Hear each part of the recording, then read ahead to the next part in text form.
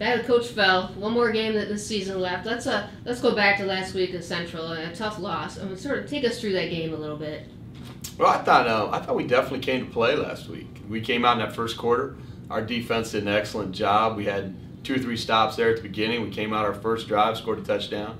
Then we got in the second quarter and we missed a touchdown pass. We didn't get over from the goal line and dropped a punt snap, and we just kind of imploded. We just couldn't handle adversity very well. We had some things go wrong, and we didn't do a very good job of handling it.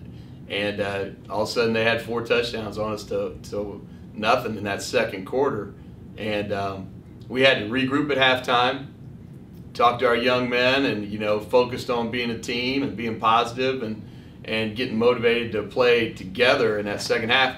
And came out in the second half, and both teams scored 4 touchdowns. So it was a game where kind of three different sets: a good first quarter, a horrible second quarter, and then a pretty good second half. So I think we learned a few things from that, and I think we proved to ourselves that when we play well and we play as a team, that we're good enough to compete with the top teams in the state.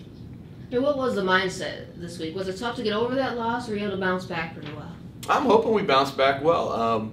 We've got a thing this week called PTL, which is positive teamwork and leadership, along to go with the definition of a Spartan, which each young man needs to know those definitions if they want to get a team meal on Thursday. And we talk about a Spartan as being somebody of great character and self-discipline. So that's what we want to be, and that's the type of team we want to be.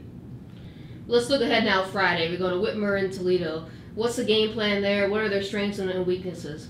Well, Toledo-Whitmer is a lot like the team we played last week in Toledo Central Catholic.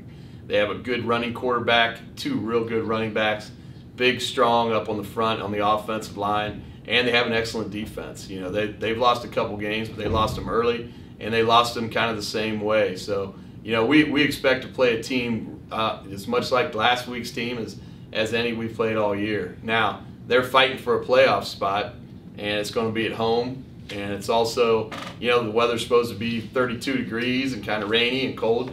So, we're going to find out what we're made of, and, it's good for us to have a big challenge like this week 10. What's at stake for you guys here in regards to the playoffs of this game?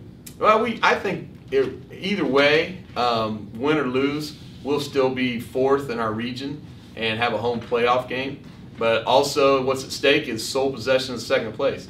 We lose this game, we're tied for second with 2 other teams. If we win this game, we're the second place team in the track.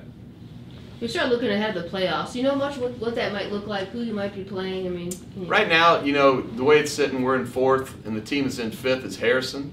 And so we're looking at that'll probably be the team that we would end up playing that first round.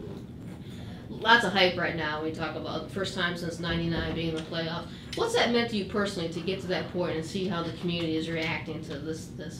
Oh, it's always great to get into the postseason. In other sports, you're automatically in the postseason, where it takes something to get into the football postseason. Only 20% of the teams in the state make it into the postseason, so when you get there, you've accomplished something. But it's a brand new season when you get there. So you want to, you start out 0-0. So anyone can win a state championship. Depends on who wants to be there the most.